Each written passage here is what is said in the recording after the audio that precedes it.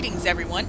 So, the other night I played through Polarized and I checked out the different endings, I checked out the choices and everything, and um, I went on a rant about the ending and my thoughts on it. I was pretty critical of it. It's a good story, but the episode itself was very flawed and short and felt rushed.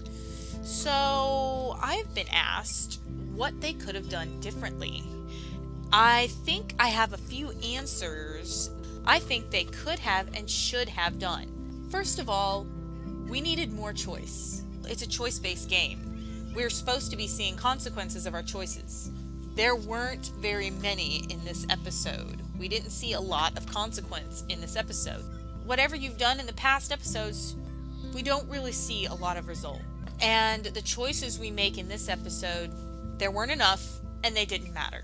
So what could they have done? Well, in this episode, we go back to that day in class. The first day we played the game, first day of the week. To get out of that photo hop, we have to do two things. We have to warn David and we have to turn in our photo. So why do we need to do both of these things? They could have instead given us more options as to what photo we hop to and what we do there. They could have given us 3 options in that classroom. 1, you could go back and warn David. You could do that and you could change everything and then just leave.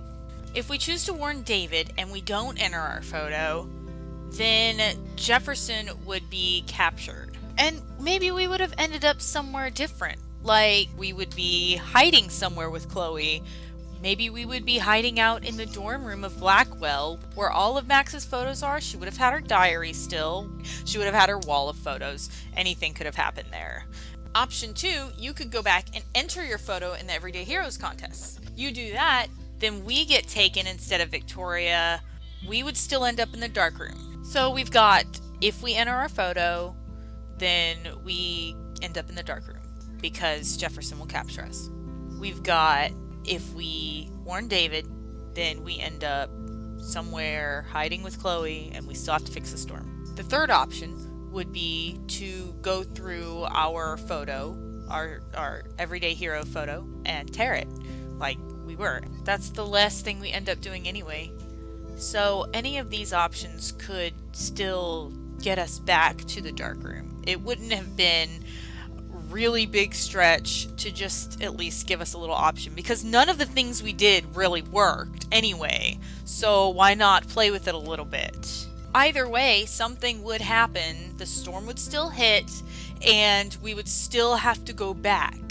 We would still have to go back to the original timeline where we were in the dark room. That would have been much better. Give us a little bit of story, and a bit of places to explore. With each option, they could make it work. If I can make it work, the professional writers at Don't Nod could make it work. So that's what I think, first of all, that they should have done. Give us a little bit more choice as to how we get out of the dark room.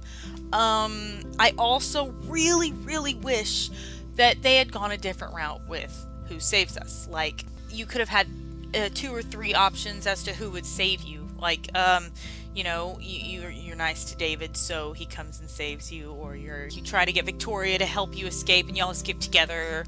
Something like that. Like, just maybe more options. It would have been cool to have a little more flexibility in that, but I understand why they didn't have that. It seems like it would depend on a lot of your choices, but isn't that the point of the game? Choice and how it affects the end?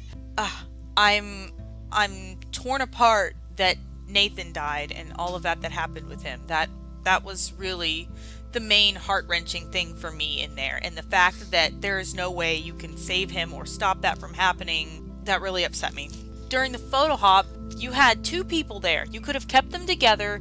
We could have teamed up there. Something different could have happened there.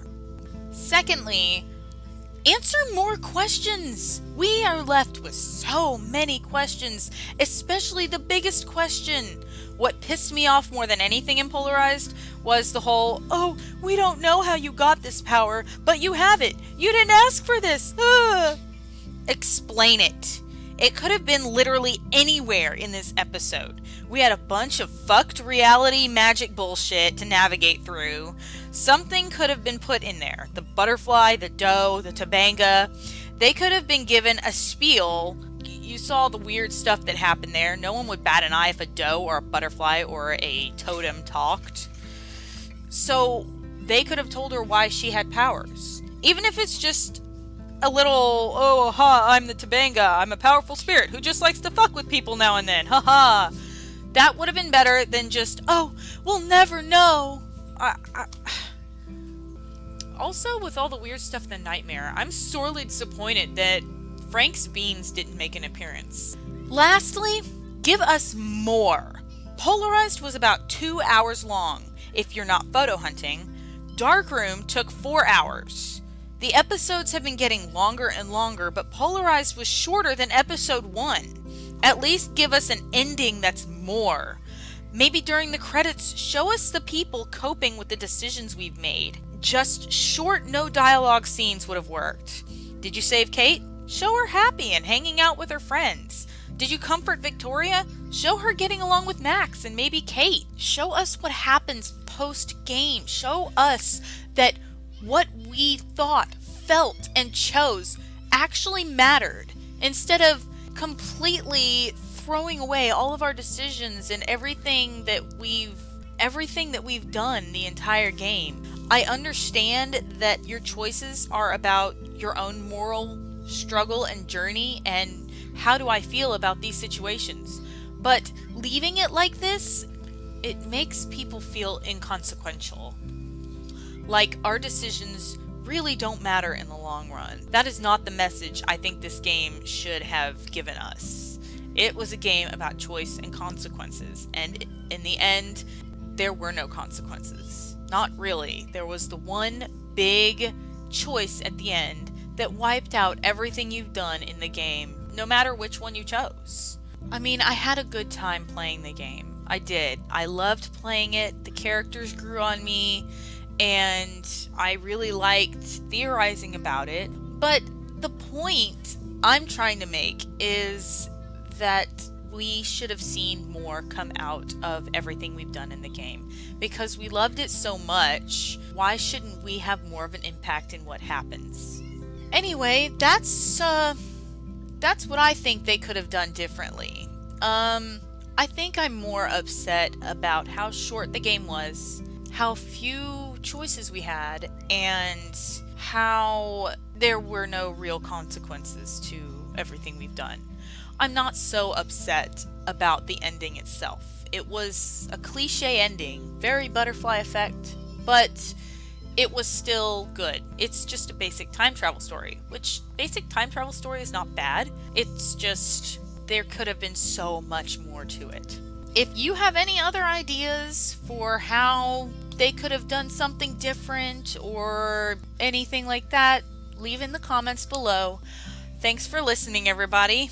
I'm not done either. I'm still going to go through and see if I can find cool things laying around episode 5 and possibly theorize some more, since they really didn't answer any questions. That leaves the door open for a lot of things. Thanks for watching, everybody.